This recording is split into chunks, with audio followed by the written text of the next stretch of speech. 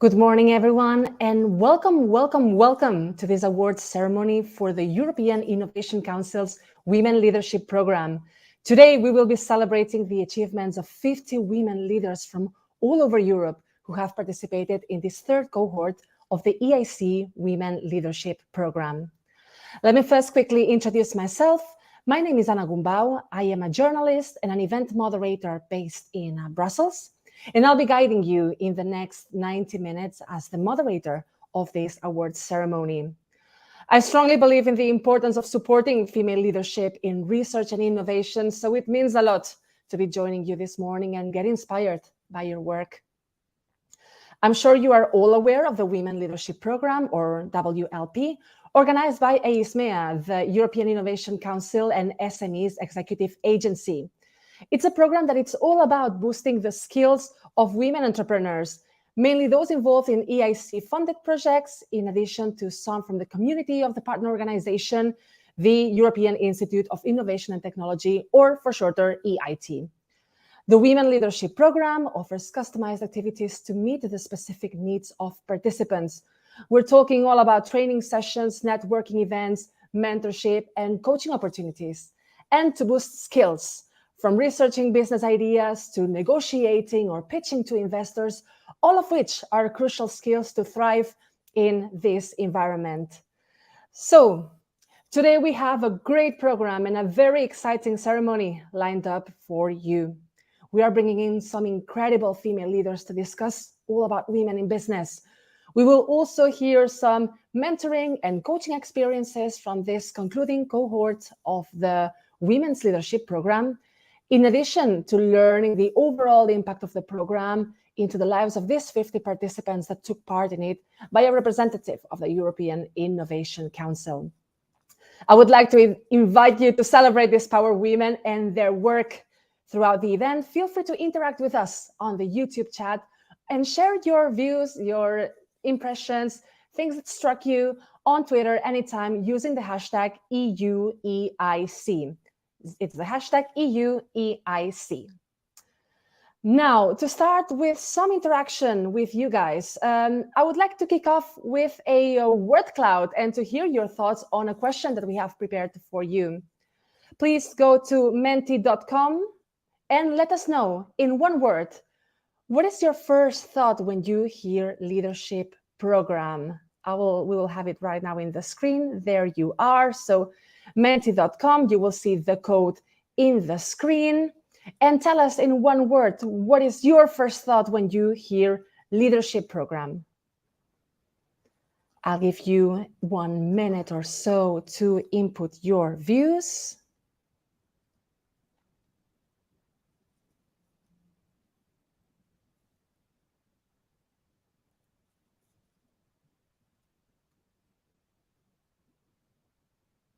So we are already getting our first answers. We have here peer exchange, we have opportunities, empowerment, strength, leader. I see empowerment is getting larger. Let me see, self-awareness, that's a very interesting one. Opportunities, strength.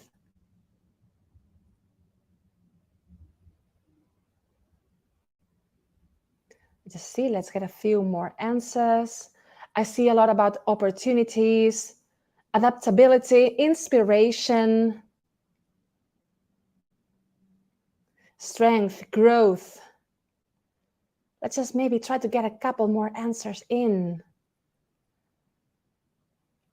But I see in very big letters the word opportunity. It brings a lot of opportunities for our female entrepreneurs, followed by growth and empowerment.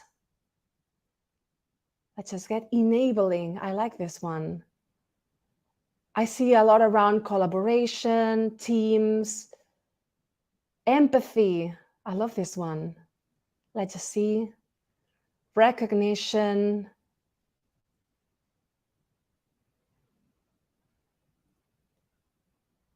Let's just maybe give a couple more minutes. Building a foundation. I like this one.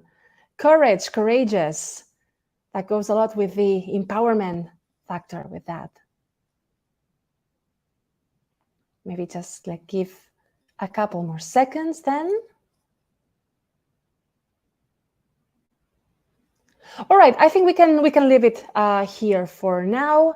I'm seeing opportunity, empowerment, and growth as standing out, followed by some other really interesting ones. As I said, questions around peer exchange, around teamwork, around empathy.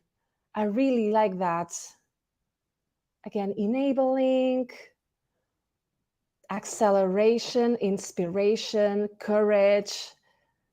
All right, thank you all very much for your answers. I think we can get some really nice input that we'll be able to also comment later on in the ceremony. But indeed, today it's going to be all around opportunities, all around growth, all around empowerment, peer exchange, support. These are going to be some of the keywords that I'm sure we'll be highlighting throughout of this awards ceremony. Now, let's just very quickly have a look at the program that this award ceremony has in store for us. First, we will be kicking off with an inspirational keynote speech with one of the board members at the European Innovation Council and the CEO of Neuroelectronics, Anna Meikes-Valls. Then we will move to a presentation of what the EIC's Women Leadership Program is all about and access the impact of the skills enhancement and which impact has it had in practice with our cohort. And we'll have with us Sarah Yut, the EIC Women Leadership Program Project Advisor with EIC. And then we will move to two panel discussions. First one on how the Women Leadership Program is enhancing the skills of women entrepreneurs, and a second one on the importance of fundraising and accessing finance for female entrepreneurs. And finally, Viorel Pekka, the EIC Transition and Business Acceleration Services Head of Unit at EIC, will close the session with some final words of inspiration. Sounds great, doesn't it? So let's get it started. Now, I'm delighted to introduce our first speaker of the day, who will give us a first dose of inspiration and food for thought for this award ceremony and the discussions that we will have later on. Our inspirational keynote is Anna Meikes-Valls. She's the CEO of Neuroelectronics, a company aiming to change the way we interact with the brain, developing innovative technologies to monitor and stimulate the brain to help many patients in need. She was nominated by EIC as one of the most influential entrepreneurs under 40 in Spain in 2010, received the European Prize for Women Innovators in 2014, is one of the most inspiring 50 women in Europe, and in 2022 was awarded with the Goldman Sachs Prize for Entrepreneur of the Year. She was an EIC Pilot Advisory Board member and is now a member of the European Innovation Council Board. So let's start with a keynote speech.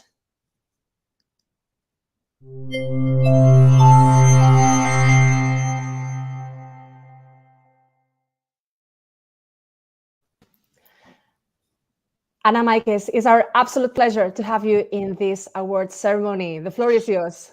Thank you, Anna. It's great to be here. So I'm going to put a timer because I have 10 minutes, and it's great to be here.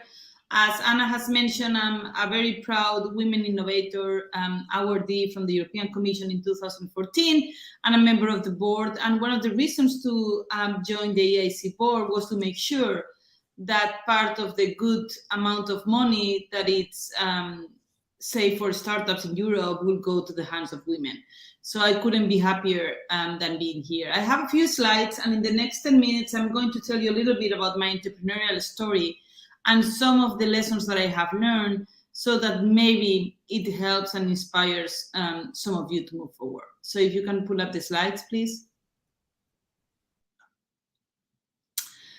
So my company, and this will be like in 5 minutes, it's working on a pretty hard problem, which is trying to help patients that are suffering from various brain diseases. I think this is very important because for the women in the audience that are creating companies, I think that when you wake up in the morning, one of the things that is very critical is to think, why are you doing what you're doing? Why do you become an entrepreneur?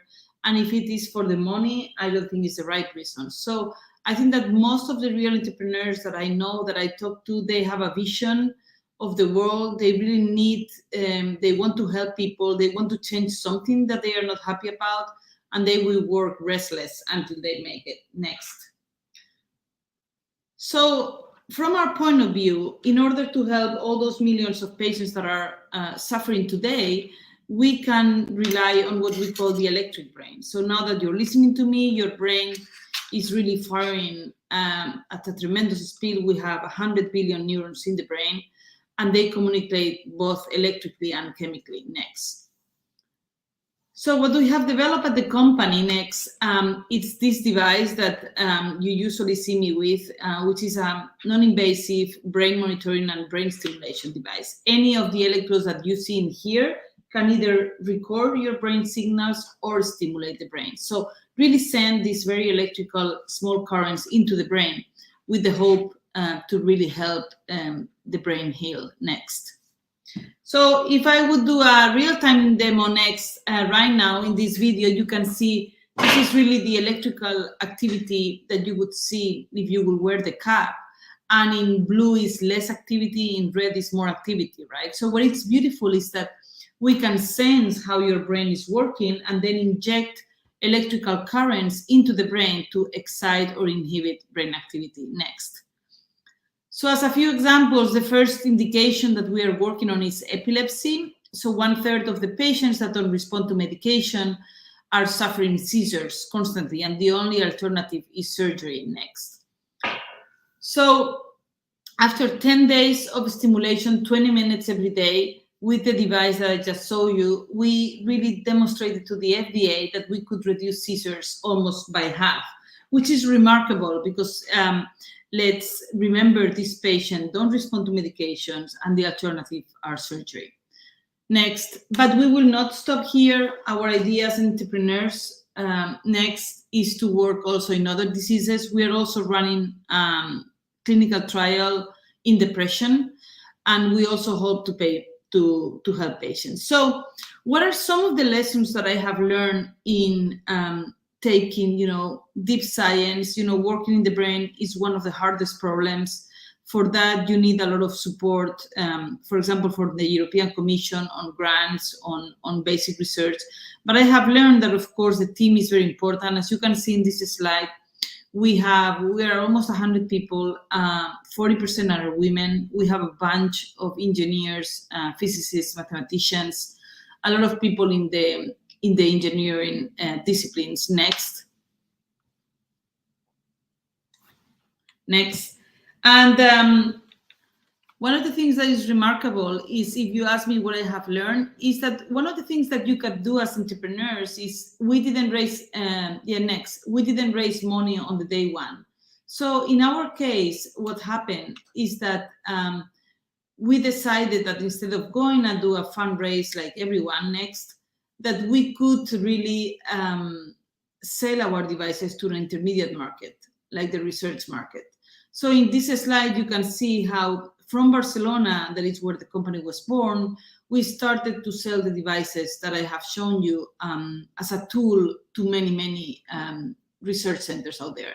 This is a pretty interesting strategy, and I don't think everybody can do it. But if you want to go to a final market, for example, in our case, the medical market, but you are not yet there, you can be creative and maybe think, oh, maybe there is an intermediate market, like the research market, where you can really do some sales and bootstrap the company. And this is what we did. So last year, we still sold almost $5 million in more than 74 countries across all the territories, Asia, Europe, and the US. And these allow us to have like a real operations company with customer support, sales, and so on, and allow us to build the science that we needed to then bring our technologies to the medical field. Next. So once we were selling to all these companies, to all these countries, we realized that there was a lot of traction in the USA. And this was a critical moment in our company. The company was created in 2011, but in 2014, we saw that the US was buying a lot of the devices. So we set up an office in Boston, in Massachusetts. And the primary motivation to go to the US was to help our customers. So it was really a market opportunity kind of approach. And I think that following your clients, following your customers, it's always a very good idea in terms of growing your business. So once we were there, we realized that by talking to the clients, by talking to Boston Children's, to MIT, to Harvard, we could really do this clinical trial in epilepsy. And we started to do what we call the fundraising process, right? Trying to raise money to really take the technologies to the medical field. I think that one of the lessons learned from going to the US is that it's a highly competitive environment. I think that in Europe, we need to be a bit more prepared to fight in this very, very competitive environment. But I will always say that talent doesn't have geography or gender. I mean, we have brilliant people in Europe, in every corner of the European country, so many women like the ones that are listening. And, I think that we need to be ambitious and really try to scale up companies and compete at global level. And what it helped me a lot to go to US is what the famous networking. I think this is an example today of a networking event. And I think that don't underestimate the power of going out there, exposing yourself, talking to people, because at the end, you're creating the brand of your company, but also the network of advisors and experienced people that will help you grow your business. Next. Another lesson learned is that, Europe has been so generous to me, but also to my company. We have Horizon 2020 funding, framework program funding. We had a European Research Council grant. We couldn't have developed our technology without the support of the European Commission for Basic Science. And I think that this is a strength of Europe. I think that the US, they are extremely experienced in scaling up business, in building very successful companies.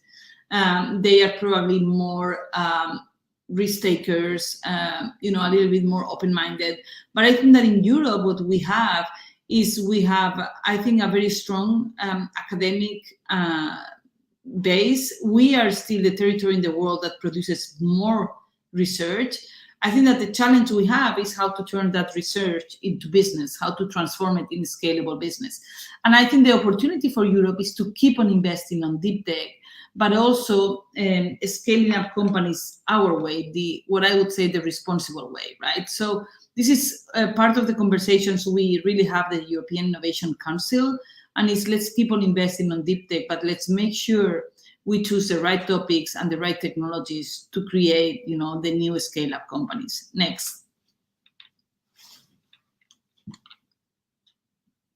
So, as I said, I think that Europe has a responsibility to give back to the taxpayers all the research money that is put into our hands, and to make sure we transform that research into successful companies. And that's why I have joined the initiatives that are geared to really scale up companies in Europe. So I hope that the women that are listening to me now will have the motivation and the ambition to scale up your companies. Next.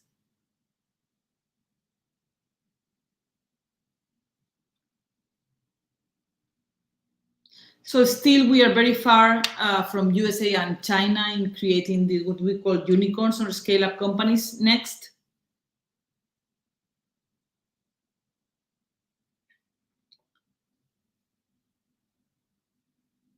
And I think that as final remarks, I think it's really, really important that you women are successful. We need more diversity in the tech world. I'm a woman CEO. There are not many.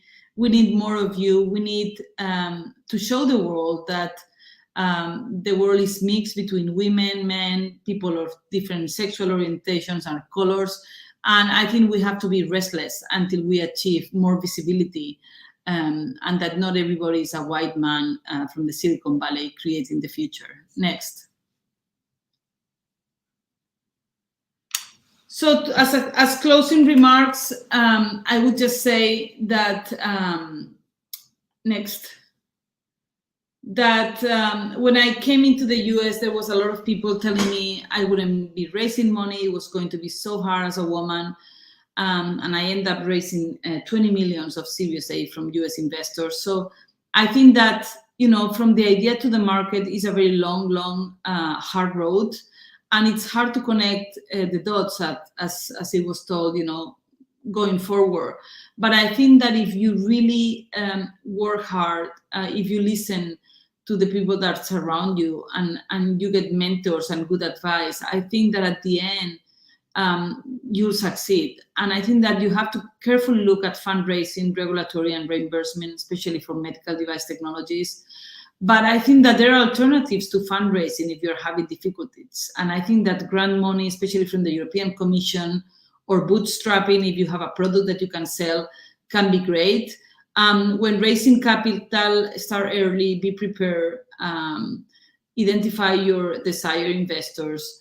Networking, don't underestimate the power, and the perseverance is key. And again, we need diversity in tech and more women CEOs. So I encourage all the women that have followed the leadership program to keep on fighting and succeed. So you'll be a reference for many women to come. Thank you. Thank you very much to you, Anna, for opening our event and for motivating us with your words. I've picked up many things, and I think all of our women listening into this award ceremony have picked from all of your lessons. But there's one that particularly struck on me, which is indeed not underestimating the potential of putting your work and putting yourself out there, which is something that sometimes I believe that we still struggle with. So I'm sure these words have resonated a lot with our audience who's listening to us today, and particularly for the women in our third cohort of the Women Leadership Program. So Anna Maikes, thanks a lot for being with us today. My pleasure. Now, we all know what the Women Leadership Program is, that it's bringing us together today in this morning.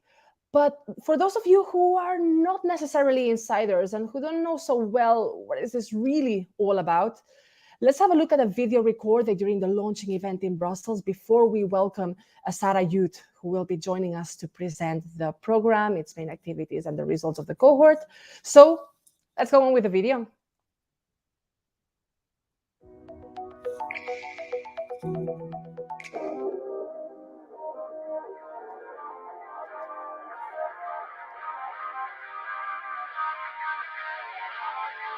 Truly believe in women leadership. I believe in the power and in the opportunities, the untapped opportunities that female leaders in the entrepreneurial and startup space have in Europe. And I really explained how to increase their self-awareness, what kind of leadership styles they are available, how they can adjust their leadership styles. It's a unique approach, in fact, to promote gender diversity. We are building, in fact, on personal skills, competencies. It's also a very unique program because it's providing highly successful mentoring scheme with role models that are present, mentors that can help, in fact, a female entrepreneur to make the best use of their capacities and their potential. How it was, which was really empowering, full of energy, super inspiring. I mean, looking around at a room full of women and knowing that I can just turn to any woman and be very inspired and be in awe of what they do, being very clear in your goals, in what you're doing for. And I always thought that this was very clear to me.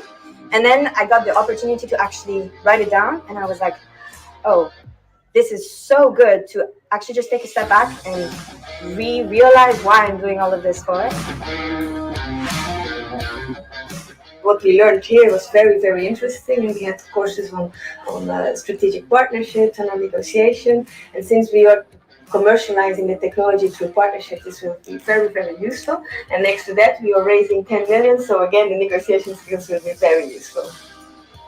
I strongly believe in the benefits of mentoring and business coaching, but as a startup founder, usually this is the least thing you have funding for or finances for, and this is the last thing you spend money on. And so I think it's a crucial and very valuable program, and I was very happy that I was also a part of the program.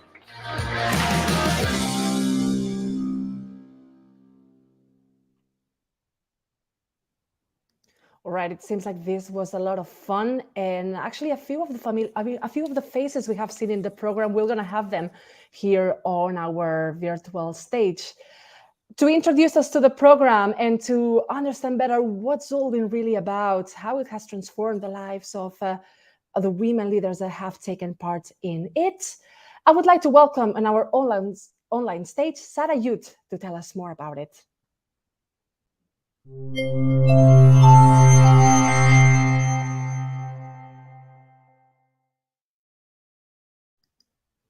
Sarah Youth is the project advisor for the Women Leadership Program at EIC. Sarah, thank you very much for joining us today. We look forward to knowing more about the EIC Women Leadership Program, the activities that have taken place for this third cohort, and the impact that it's had in participants. What can you tell us about it? Sarah, I think you're muted. Yes. Hello. Good Excellent. morning. I think it should work now. So the pleasure is all mine. So first, allow me to welcome our audience, of course, dear participants of the third cohort of the Women Leadership Program, the mentors, coaches, partners, and all other supporters who have been engaged in this program. In the European Innovation Council, we are extremely proud to have delivered this skills and networking enhancement initiative to support female entrepreneurs already for the third year in a row and already the second year in great partnership with the European Institute of Innovation and Technology.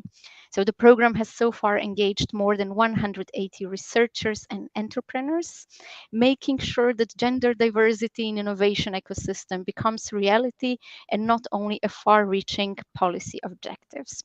We know it's sadly to observe that recent reports show that women in corporate business are leaving their roles due to worsened work-life balance, stereotypes, exclusion perception. But this means that we should start a real change at the top. We need more women leaders dictating the agenda, hiring other women, and showing that we women can do. And I'm extremely happy that many of these women that will dictate the agenda are with us today. You are today's leaders leading the change towards a more inclusive innovation ecosystem of the future. But before going into the details of the program's third cohort, allow me to spend a few more words on the benefits of having more women in business. Here.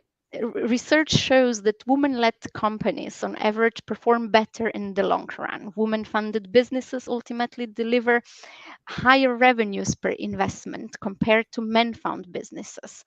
And with more women in leadership positions, companies are also more creative. Companies tend to develop more innovative ideas that serve everyone. This means that with more women on board, the default health apps would have a period calendar tracker. There wouldn't be oversized phones, and also GPS voice recognition option would obey the commands of female voices. Ultimately, this of course means that more women also means more profits for companies. Bearing this in mind, it's great news that in this cohort we had 50 very ambitious entrepreneurs who were open to receive an additional push through our program to grow their ideas and businesses. Here on the slide, you can see a few quotes from what participants of the third cohort shared with us in their application forms as aspirations before joining the program. They aspire to ascend to leadership position, aspire to become world-class business leaders. They wanted to make a positive impact and inspired others by building and leading a company that puts sustainability at the heart of its operation. Last but not least, they also looked forward to growing their capabilities as leaders in multinational environments. On the right side, we also see some challenges that they have identified. So among others, participants mentioned difficulties in partnering, networking, and effective communication. They face challenges in understanding different business domains and market needs. And other challenges were mentioned as regards to management of multicultural team. This is the new reality we live in. They have the problem striking the right balance between creativity and tech, as well as identifying the right business styles and mentors. And we hope that with our program, we address these challenges and many more by improving participants' business skills and promoting their networking beyond our EIC community. In doing so, we sought to support participants to ascend to senior and management position. We helped them creating spin-outs of their companies, and we helped them raise investments rounds and grow their businesses. With the Women Leadership Program, so we have helped unlock participants' potential and break down imaginary boundaries and barriers to success. In addition to personal mentoring and business coaching, we have also delivered a catalog of training sessions, providing a push for women innovators to climb the business ladder, achieve the goals that they have mentioned in their applications, and help other women out there. Now, let's talk about people who are actually the main drivers of change that we strive for. This cohort was unique compared to the previous one, very special because it only onboarded female entrepreneurs and no researchers. This change has been introduced in order to better address the specific needs of women entrepreneurs and ensure that the exchange takes place between the peers. The high number of applications that we have received, above 120, only confirms the relevance and the need of the program. The cohort has nevertheless had diverse composition of selected participants. As you could see on the right side, we had 43 participants coming from various EIC funding schemes, and then also 7 participants coming from our partner organization, the European Institute of Innovation and Technology. This is a way how we are building bridges and expanding networks across Europe by collaborating with other institutions. So we are also building bridges across sectors and institutions. Talking of building bridges, we can also have a look into how we are building bridges across sectors, so the industry breakdown of participants involved in this cohort. The majority was linked to developing innovations in engineering and technology. This is a nice change compared to previous cohort when we had a great majority of participants coming from the health sector. In the second and third stage, we have health and ICT sectors nicely represented, and this is not a surprise since this is nicely aligned with the breakdown of all EIC beneficiaries. So while participants might be talking different languages and struggling with different challenges, I'm sure that while exchanging on their experience, they were also able to learn a lot from each other. In regards to business locations, on the right side, you can see we had 8 different countries represented from Europe and beyond. And in addition, I believe it is also important to note that the business location doesn't equal participants' nationalities. This means that we had a really international cohort this time of participants coming from across the world. Now, let me quickly dive into the program. First, we had the mentorship scheme, which offered support and advice from someone who has already walked a mile and was able to provide our participants with valuable incentive to go into the right direction. So participants got the chance to choose one among our valuable and trusted personal mentors from the pool of more than 200 experienced entrepreneurs, investors, innovators, and senior managers who were keen and generous to share their extensive managerial experience and provide access to their diverse professional networks. Mentors help participants define their career paths, overcome potential challenges, and set the next steps to increase their participation in the business, in innovation, and tech area. We have also conducted 2 virtual workshops to train the 47 assigned mentors and obtain their feedback. A final element of the mentoring scheme is the personal mentors report on the mentorship activity and impact, so that we will also trace the outcomes of the scheme. On the right, you could see some quotes from mentors to illustrate the responses that we have received. You can see that mentors felt privileged to work with high-performing female leaders, learning and gaining insights from their industry and giving feedback. We had mentors who were with us already in the previous cohorts, but still keep enjoying the program.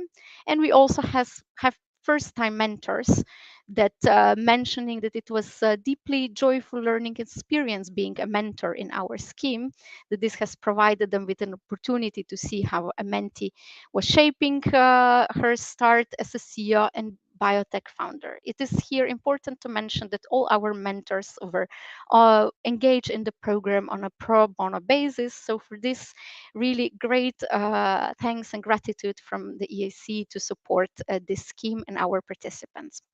Another element of the program was the business coaching scheme.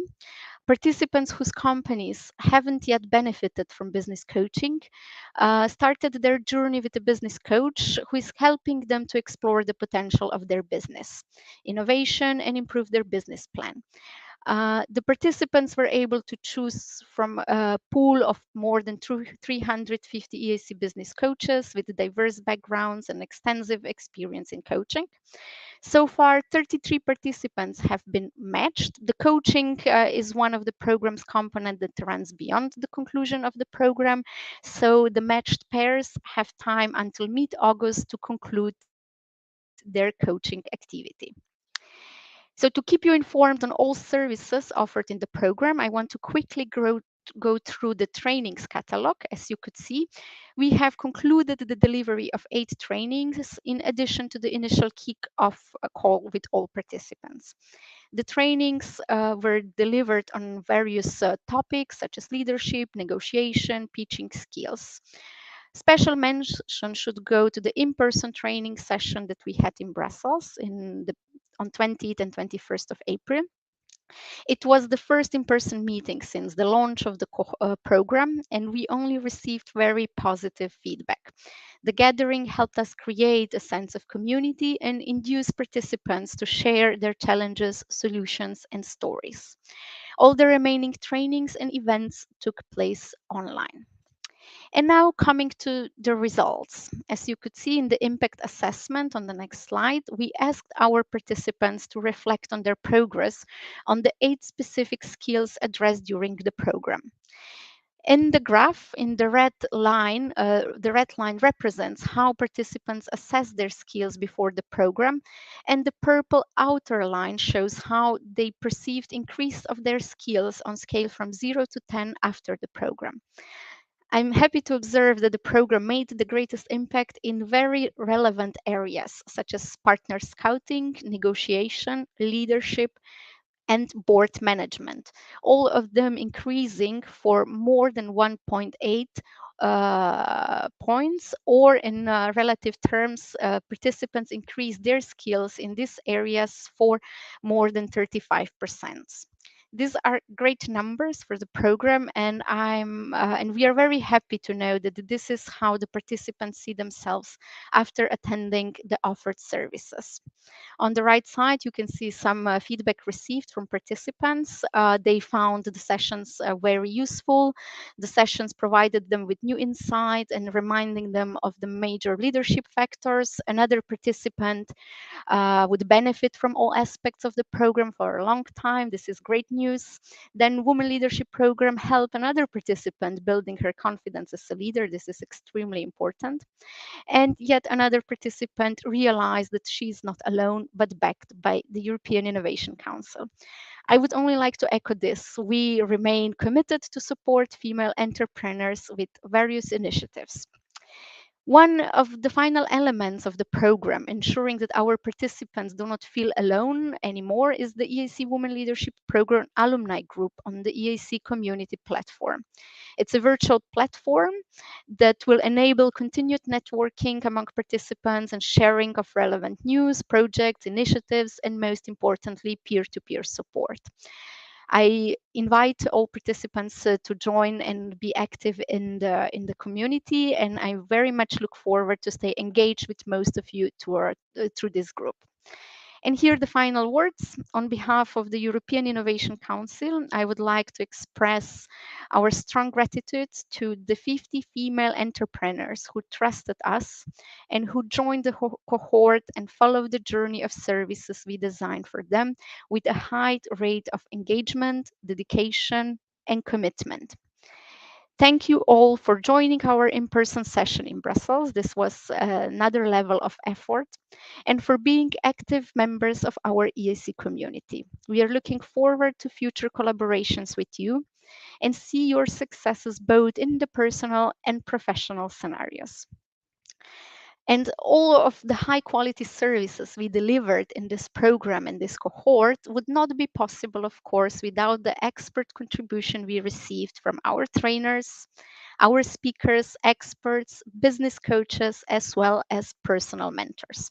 So I want to say a big thank you to all of you and to all of valuable partners that we built along this journey. Once again, congratulations to the 50 ladies who participated in our successful third cohort. Thank you very much.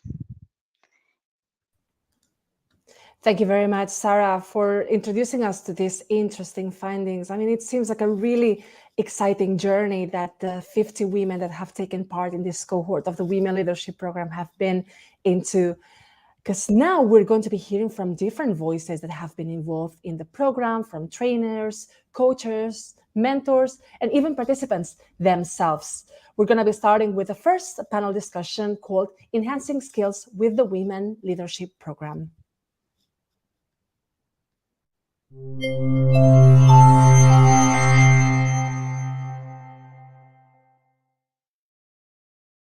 Now, I'm very excited to be joined by my fellow speakers here in this virtual stage. Let me first introduce them. So we have with us Nora Stoltz. She's a trainer, founder, and CEO of the Female Forum. Nora kicked off the training session of the cohort approaching personal leadership and brand. Also with us is Margriet Schwartz. She's the Women Leadership Program's business coach and a board director of Altamira Therapeutics. Joining us as well is Lina Boreson. She's a personal mentor of the program and is also the Chief Operating Officer and Deputy CEO of the Smile Incubator AB. And last but not least, with us is Delphine Gouillon-Gélin. She's a participant of the Women's Leadership Program and also the Chief Business Development Officer of OCVAX. Welcome to all of you. Thanks a lot for joining us in our virtual stage here. And let me first then start with you, Delphine, since you've been a participant in this third cohort. It's nice to have you here with your assigned business coach, Margriet, and your personal mentor, Alina, and also your trainer, Nora. So could you tell us briefly which impact has the Women's Leadership Program made in your personal and professional development, and which skills have you further developed as a result? Thank you, Anna. So I think the two most impactful things for me throughout this training is, first of all, the opportunity to build a network with a very large range of women entrepreneurs throughout Europe. So it's really a unique opportunity because usually we are quite limited to our specific technology, sometimes our specific country. And this really gives us a much broader network of relationship with women that are going through very similar challenges. So we can openly and easily share our successes, but also our failures. And it's really of huge help.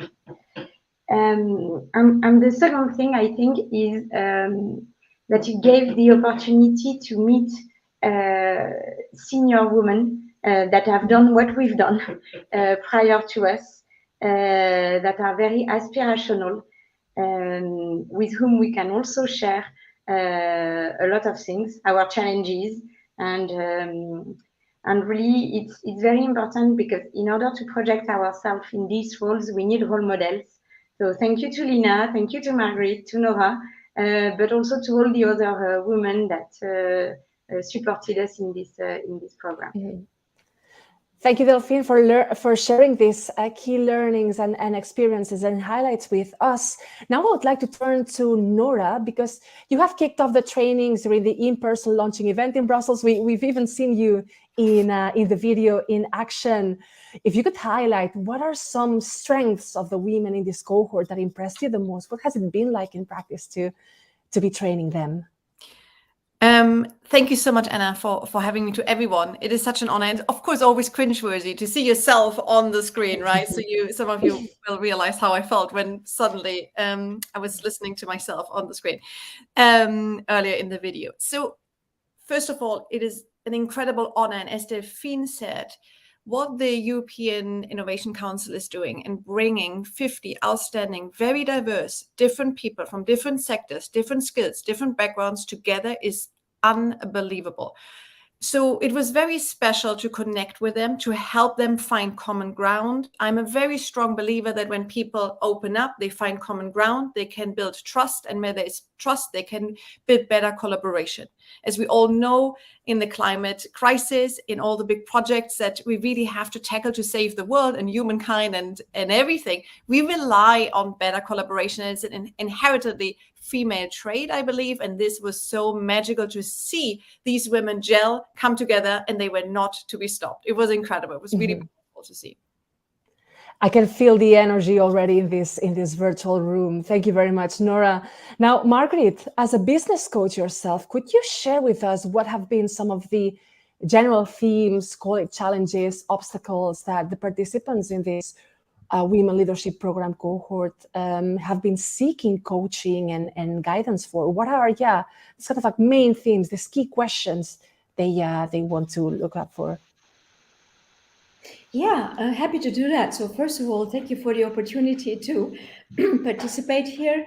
And I would like to start by saying that the challenges that a company face are never based on a lack of accomplishments. All of them are just amazing in where they have started and where they have gotten, what they have accomplished, and how they position themselves. So then going from here, it's important to build on it and say, okay, what are my value drivers, right? What is really my strategy?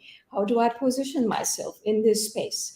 And then really define the space and understand the competitive landscape, understand who are the main players, especially if one is close to seeking partnerships. Then it becomes very important to have a network, to build that network, but also to understand how to reach out and how to position your own accomplishments in that space and really highlight the accomplishments and how you bring value to that particular partner. And it can't be emphasized enough how important it is to really tailor your communication to whoever you're approaching so that you have a maximum impact with what you are trying to sell. So I'll stop there for now. Thank you very much, Margaret. I mean, I think indeed those are some like really important themes, and indeed I really resonated what you mentioned around the value really that the bringing, right? So now turning to Lina, why is the personal mentorship scheme of the program so important for women entrepreneurs, and how has it been like to mentor Delphine in this cohort? Lina, I think you're muted.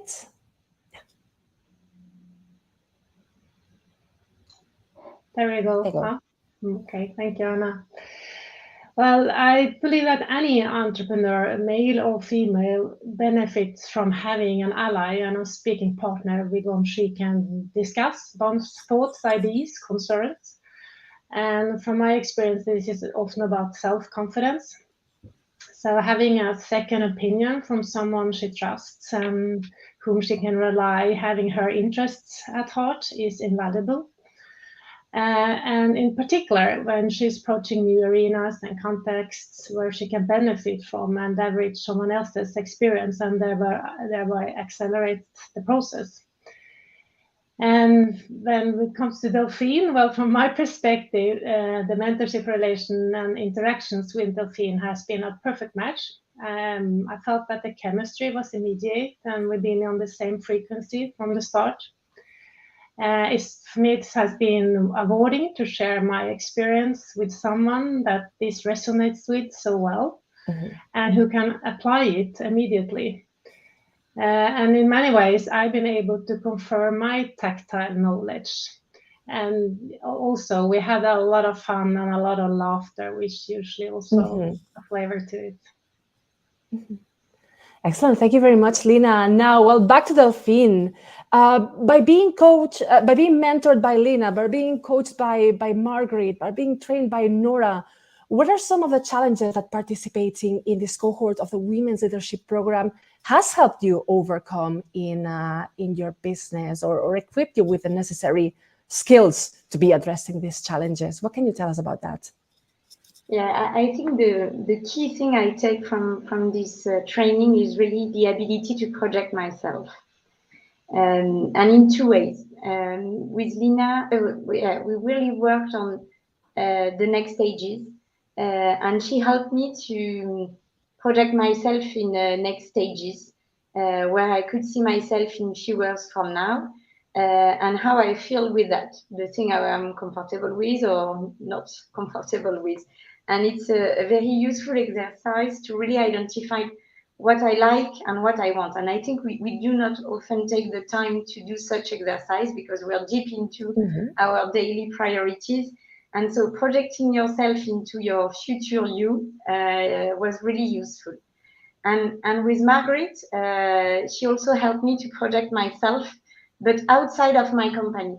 And she mentioned it earlier, but we really spend a lot of time thinking, how could we sell our technology to a completely new field where it's not used today, and what will it bring? And it's a bit difficult because when you're bringing something new, you also need to define the concept, the words that you need to use to convince your partner. And it was a useful exercise to project myself into the shoes of the potential partner. And same, we often do not take enough time to do that. So that's really what it helps me to do. Mm-hmm. Thanks, Delphine. And now I would like to ask a question to Nora, Lina, and Margaret. I think it would be great if you could give us perhaps the key messages that through your trainings, through your coaching sessions, you would really want the women in this cohort to take back home with them. What are perhaps, the 1-2 main messages that you think that summarize your work and your participation at the Women's Leadership Program, and that you would want participants to take with them? Maybe Nora, we can start with you. Sure, thank you, Anna. So I had this slide up in my talk when I gave the training, and people came afterwards. So I decided these are the points that I will share and might be hopefully of relevance. So it's all about leadership and what does leadership mean? And there are 4 steps of how I define leadership. Number 1, give first, take second. Number 2, collaborate, don't compete. Number 3, uplift, encourage, and inspire. And number 4, create opportunities. And this is where I believe following these steps will inherently make you as an individual better, and you closer aligned, as Margaret said, to your values, and also allows you to better collaborate and partner and tackle bigger problems. Thank you very much, Nora. How about you, Margaret? Yes, so first of all, I would like to highlight how synergistic I think it is to have for somebody like Delphine in this particular important phase in her company and her career, these 2 coaches at the same time. So a personal mentor and then also a business coach, because we do come at it from different angles, but I think for her, it gives her the maximum benefit. So my message is, you have an amazing accomplishment, Delphine, so far, and you are really on the right track. So it's important to maintain the focus and really believe in what you communicate and the value drivers that make up the company and also your personal career in this company. I think that Osifax will be a highly successful company, which will benefit greatly from this coaching.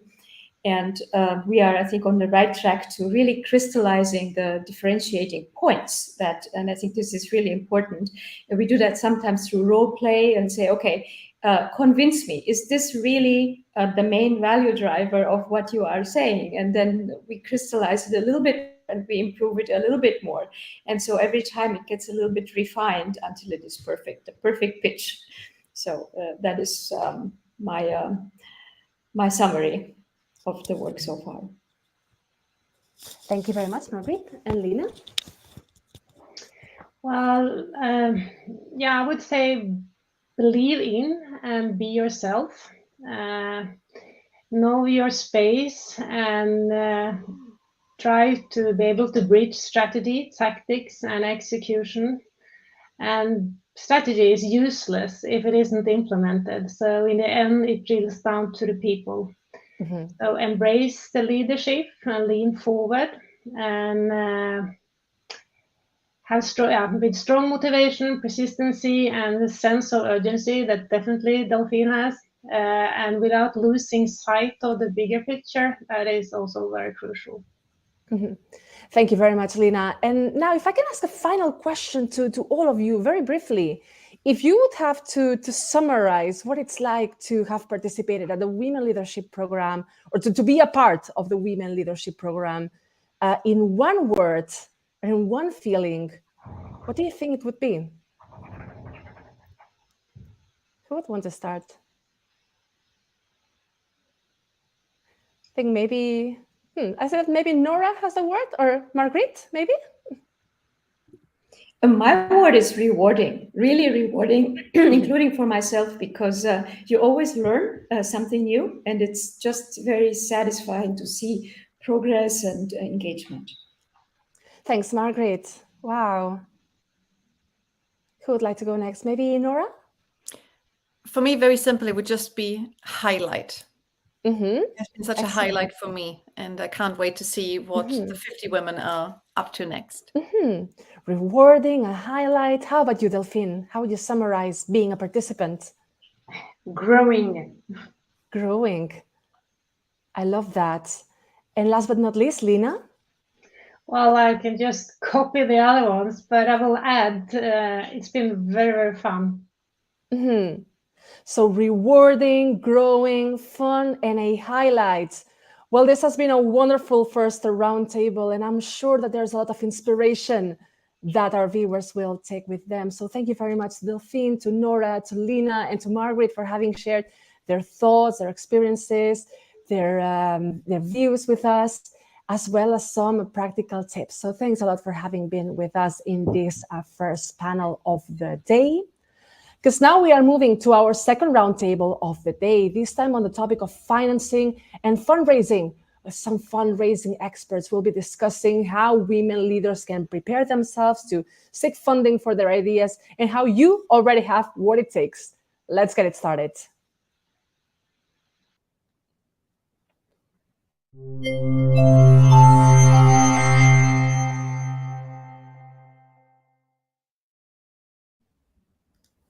So I'm very happy to be welcoming with me the speakers that will be joining us in our next session.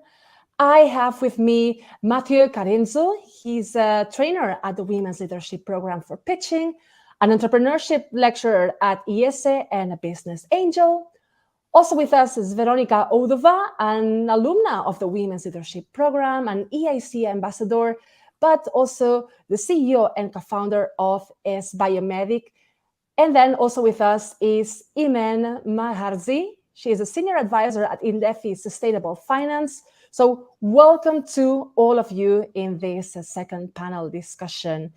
Now, Veronica, I would like to start with you first as a former participant of the Women's Leadership Program.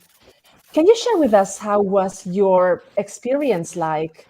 Your company, S Biomedic, has been recently ranked around the 50 top growing EIC companies. So was it maybe the Women Leadership Program that brought your business to the next level? What can you tell us?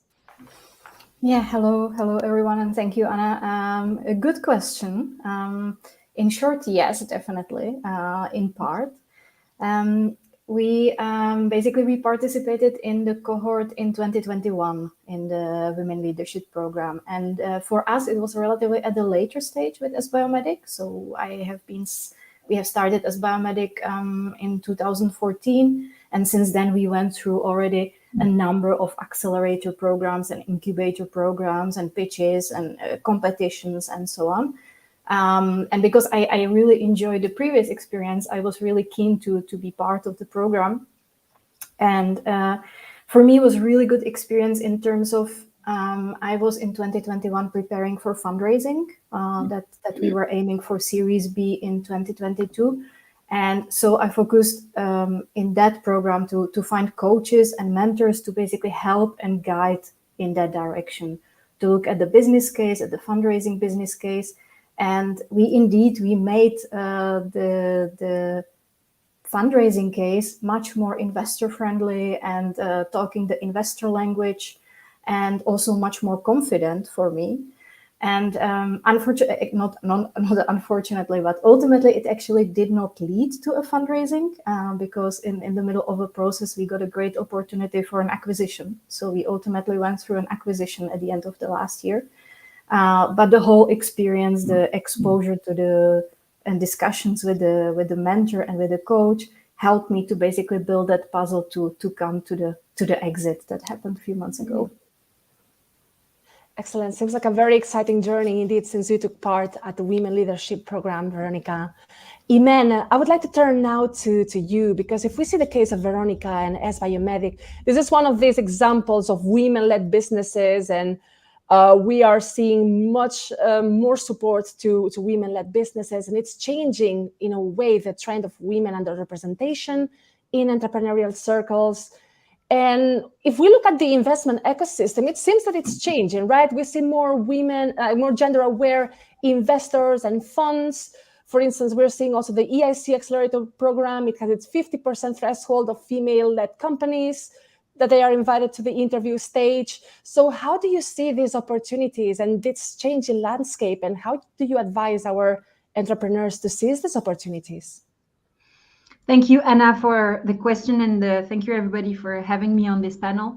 Honestly, I won't bore everybody with numbers, because the reality, and I know it's supposed to be a positive and uplifting conversation. However, the reality of access to financing for women is more than sad and more than concerning. So I won't share any number because I don't want to kill the vibe. And let's focus on how to make progress. So for me, the first thing to remember, and I love what you just said, Veronica, fundraising for me is a process. It's a means to an end. The end is the realization of the vision.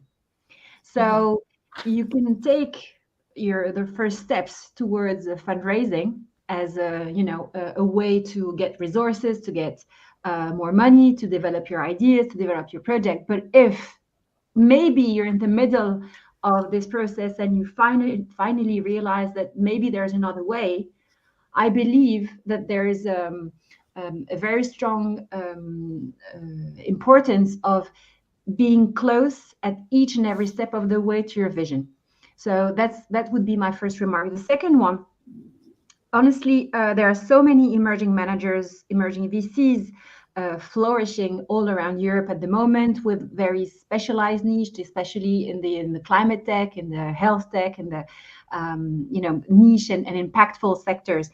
And not all of them are very successful at the moment to raise money. However, they can be very strong promoters for women founders, because they need to show a strong deal flow to be able to fundraise for their own firm, which means that reaching out to these people and showing them how the potential of your business, of your company, can in fact unlock potential co-investors for them, and therefore for you, in a way that is a bit more creative, let's say. That's the usual path.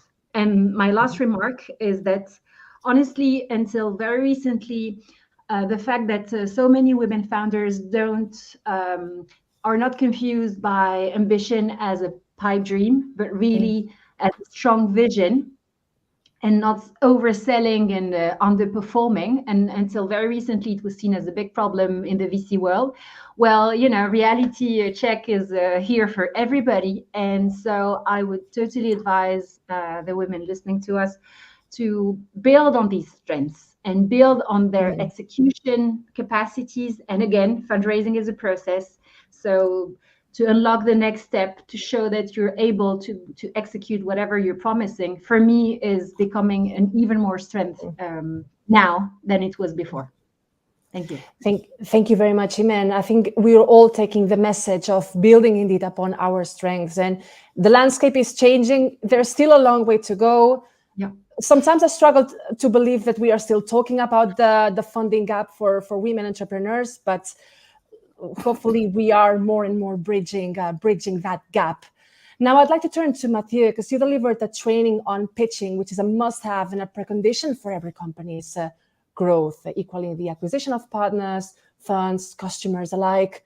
Now, pitching has become a commodity, right? And the material on how to do it is expanding from one day to the other. So what is the secret ingredient to have the best pitch that it's so difficult to grasp? Good question, Anna. Start strong. Always keep in mind that your goal is to be remembered. It's not to close the deal. Imen just said something which is the biggest learning to understand the fundraising. It's a process. And pitching is the first step. So you're not here pitching so that you will close a deal. This is going to be a 3, 6, 9 months process where at the beginning you need to find the right balance between content and delivery. And the truth is that in these initial steps, it's more delivery than content, because you have 3, 5 minutes. There is no time to explain the virtues of the technology you're building. You just don't have the time. So I'll give you 3 things that I think are very important. First, focus on user benefit. Focus on customer, how the life of the customer is going to change between today and once they use your technology. Do not try to describe the technology in itself. You don't have the time. You will have the time later when you'll have one-to-ones and those meetings that you are working on. Because at the end of the day, you are not selling. You're buying time from the investors. The investors, the scarce resource of investors is not money, it's time. So you just want to be attractive enough in all senses so that those people will want to spend 30 minutes, 1 hour with you to really be able to dig deeper within the technology. You know, I always give that example.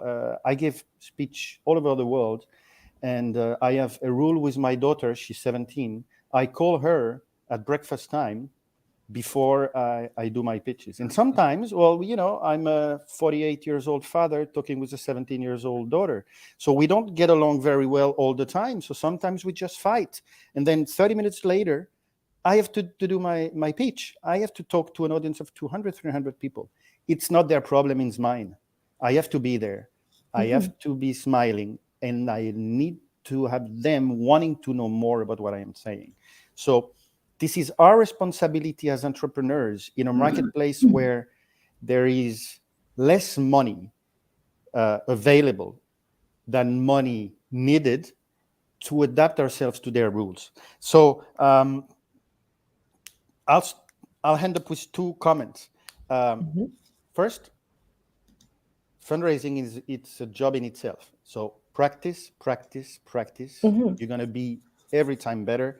And second, bring in information, insights from operation, bottom-up information. If I can Google the information you're giving me, it's irrelevant. Thank you very much. Thank you very much, Mathieu. I think we are all noting down those tips and advice. Now, if I may turn again to Imen, from your background experience as venture capital and your involvement in the investment world, how do you resonate with what Mathieu has said? Or what do you think makes, or what are perhaps the common points that all strong business pitches have? So it's very interesting that you use the singular form when in fact I would use plural. Honestly, there are different pitches for different audiences. You mentioned at the beginning that a pitch is really a communication tool to engage with potential partners, and can be investors, but it can be also potential business partners, potential employees, potential strategic partners, etc. And for me, the one common trait would be that you need to adapt strongly to the needs of your audience that particular time, which can vary over time, obviously. So to connect and to adapt to their needs, that would be, for me, the most striking point.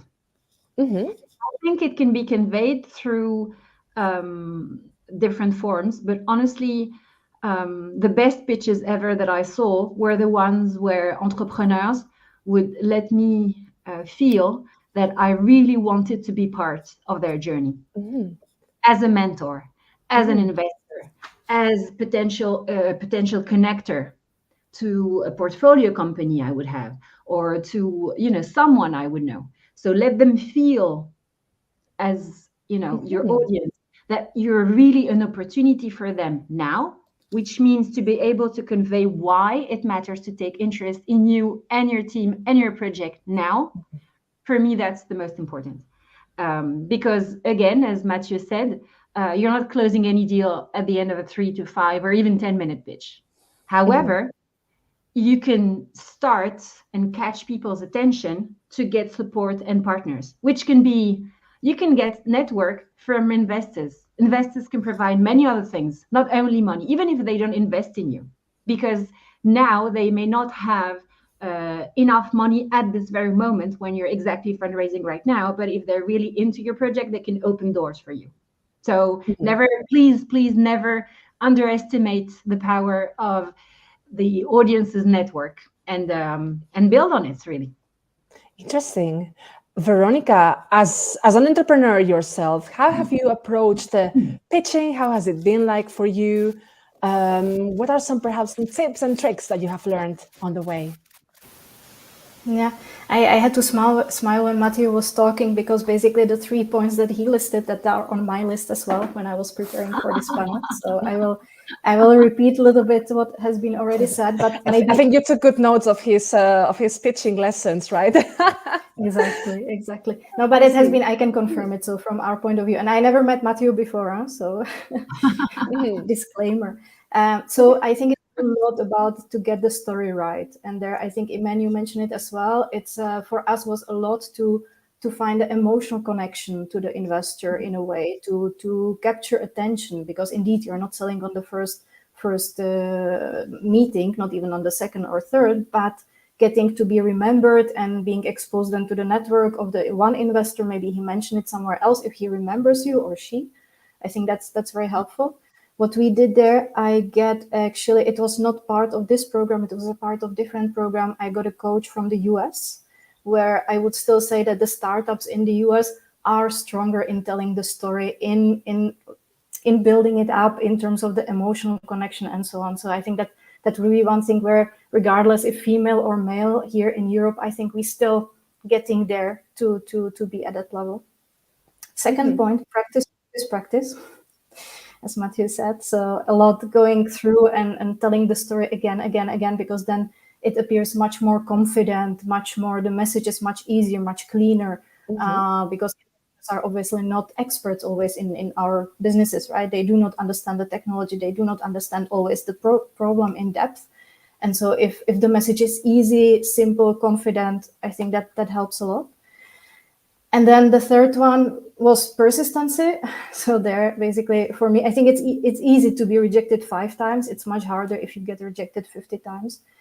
At the same time, an interesting note that you made, Iman, in terms of the new funds and an opportunity to be part of the deal flow of these funds. I also see it a little bit as a danger, because obviously they're also filling their KPIs and filling their, the checklist. And I think there we entrepreneurs, and especially female entrepreneurs, have to be very confident and also select the right investors upfront, because eventually we would just spend time pitching, but the investor is not really interested. They are just filling their quota. So I think there we be also critical to whom do we pitch, where do we put the time in pitching. So yeah, this would be what I have seen so far of the journey.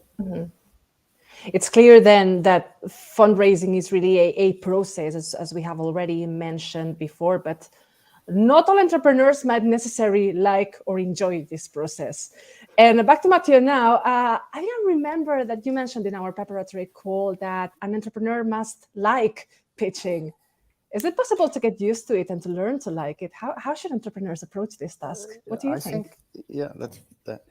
I think there is no other option. You need to learn to like it, because if not, we investors are expecting the pitch to be done by the CEO, by the founders, the people because they have the story, and I think you learn to like it because you get better practicing, and as you get better, you'll see the impact of your pitch getting stronger step by step. So I think there is one thing that is very important to understand when you pitch is that it's not that you are just competing with other companies, and specifically in a forum, you're also competing with all the other stuff that the investor or the people in front of you has to do at that moment. So it's WhatsApps, it's emails, it's coffee, etc., etc., etc.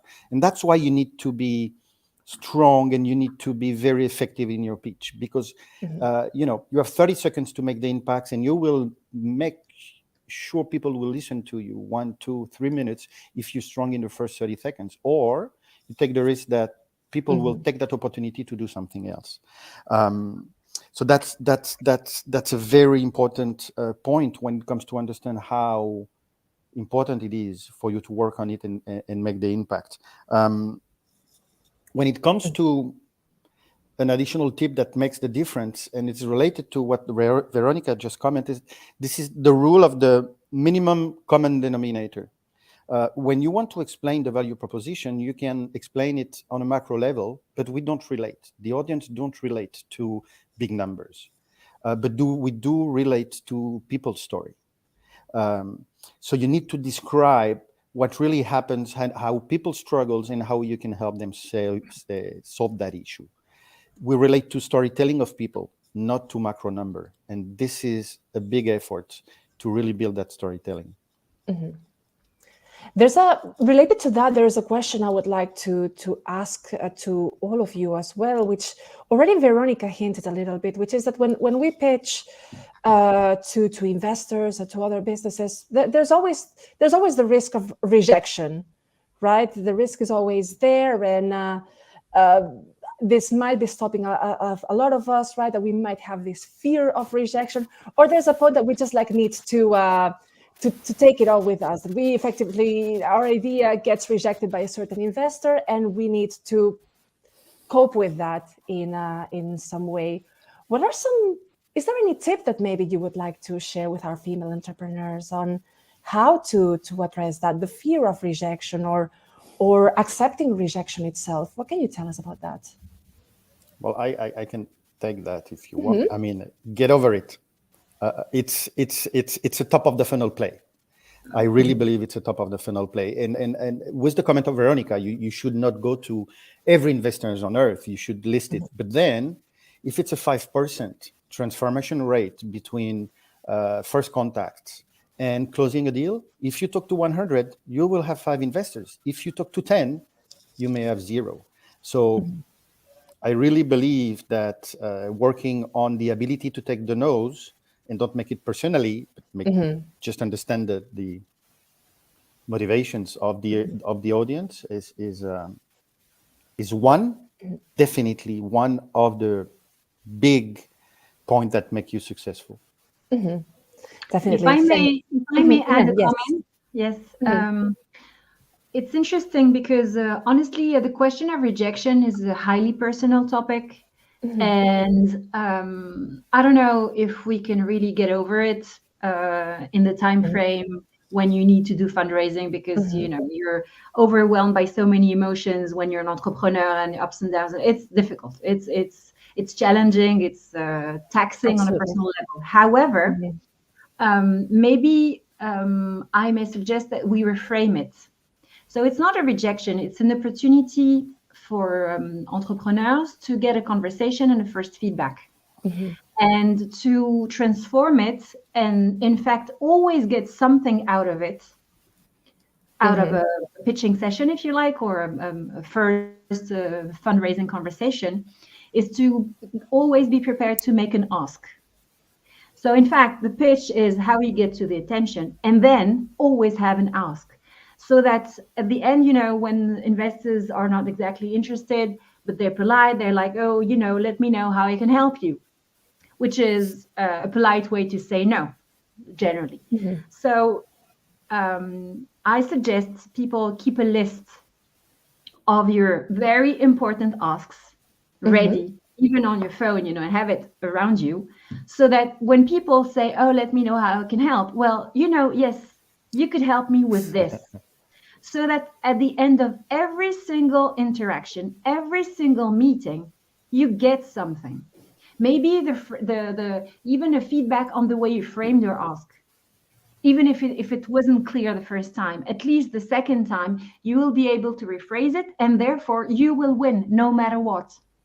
So this reframing, for me, makes it not, okay, get over the rejection, but in fact, you got something out of it.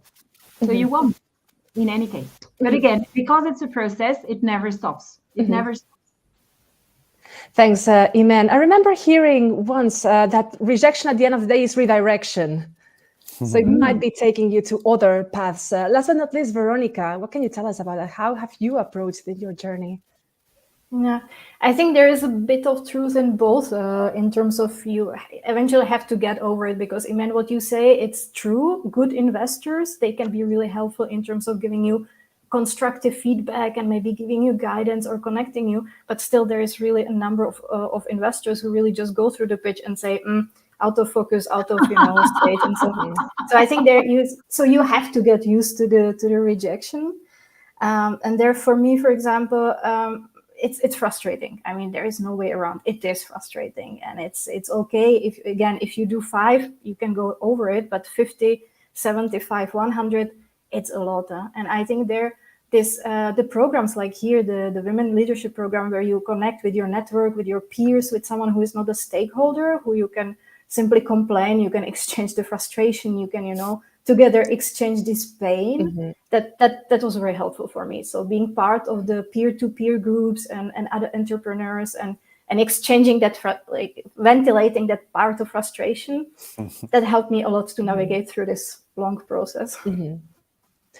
Thanks, Veronica. Well, I'm afraid that we must leave it here, but a big thanks to all of you, to Mathieu, to Iman, to Veronica, for joining us in what's been a very insightful, very inspiring discussion, very practical discussion. I think we took a lot of very interesting tips. I've noted down a few of them myself. So this idea of funding, of fundraising as a process where we need to be building upon our strengths. We need to start strong with our pitches. And the best pitches are the ones that make you want to be a part of this journey, right? They should be easy, simple, confident. So a lot of ideas that I believe that our cohort watching us will be taking with us. So thank you very much to the 3 of you for having joined us today in this awards ceremony. Thank you. Thank you very much. Well, it's time to slowly be wrapping up this awards ceremony for this third cohort of the EIC Women Leadership Program. We have heard from a variety of inspiring speakers on the experiences of the mentees as part of the program, the importance of mentoring, the life-changing nature, really, of having this kind of support of coaching and mentorship in your side. We talked about opportunities, on not underestimating the power of putting ourselves out there, of our own ideas, to uplift, to collaborate, and to inspire. Now it's time to hear some final words from the EIC Transition and Business Acceleration Services Head of Unit at EISMEA, Viorel Peka.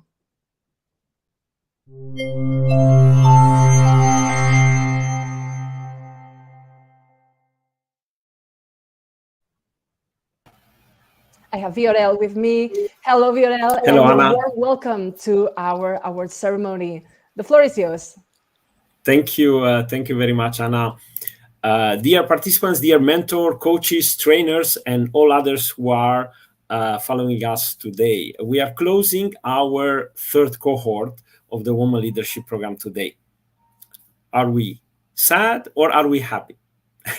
I've got a bit of 3 feelings or impressions I would like to share with you today.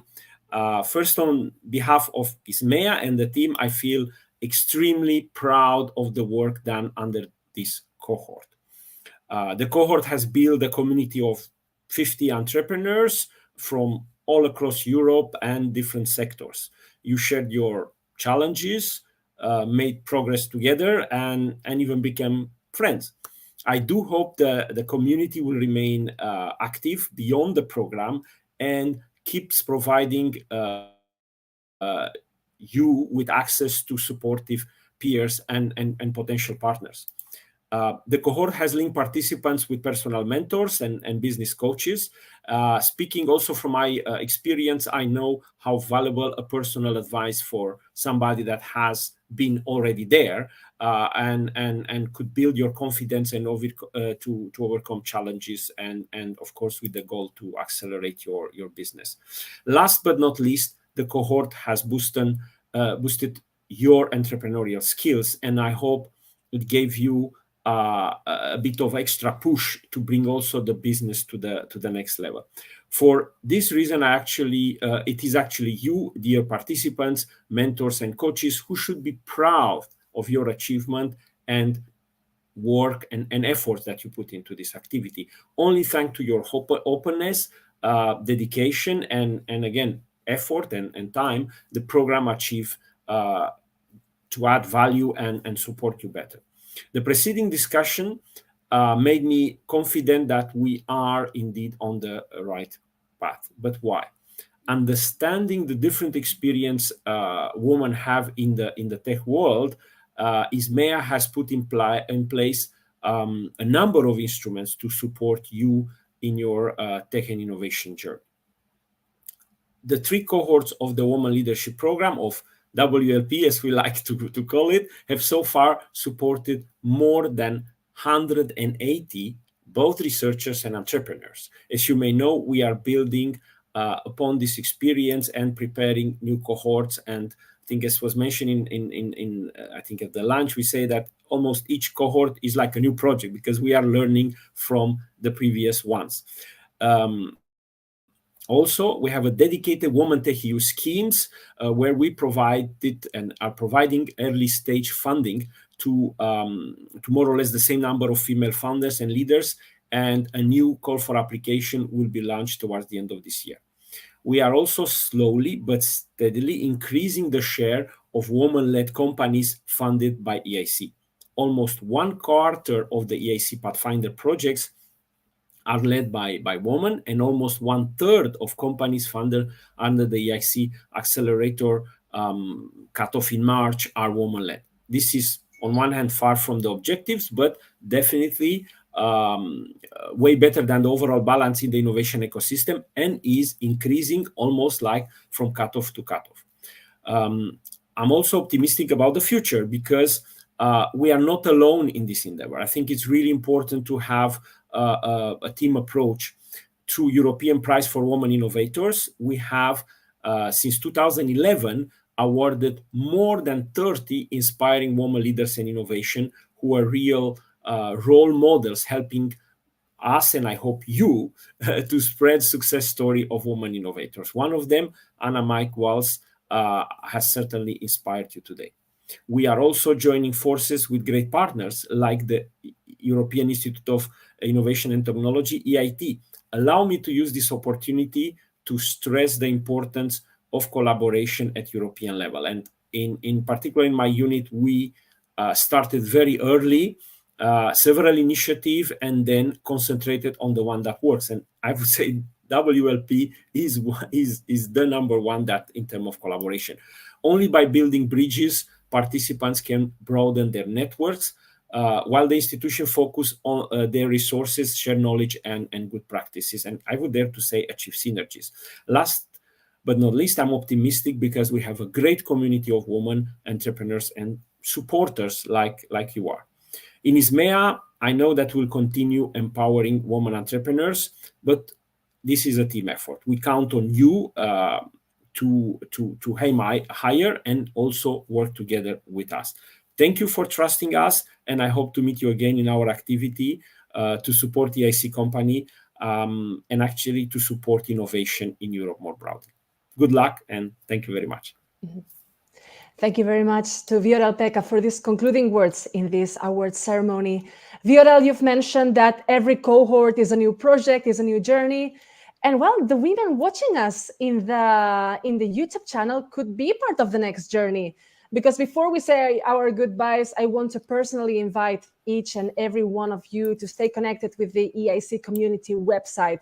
Keep an eye on the website, keep an eye on its social media, because it will be updated with more details about the fourth cohort of the WLP soon. So stay tuned. Now, time to wrap up. And in this case, I would like to first add that we would value our feedback immensely. We would love to hear your thoughts on how this event has been and what were your impressions. What are perhaps the point where we could still make this award ceremony even better? So if you could please take a moment to share your thoughts and feedback on our satisfaction survey. The link will be posted in the YouTube chat, and we will make sure to share it with you also shortly after the event. Last but not least, I would love to thank our brilliant and inspiring speakers who have joined me today in this virtual stage, because it's been such an inspiring and such an energizing journey. So thanks a lot for sharing your wisdom, for all your enthusiasm with all of us. Thank you very much to everyone who has also worked behind the scenes to make everything happen. Our technical team, the team at EURA, EISMEA, and the colleagues from the European Innovation Council. And to all of you for your active involvement also in today's event and for also sharing your views in the poll. I would like to end by, of course, congratulating these 50 women that have been part of this third cohort of the Women Leadership Program. Keep uplifting, keep collaborating, inspiring, keep empowering women from all over Europe, and may all your ideas and visions for the future come through. That's all for me. Have a fantastic day.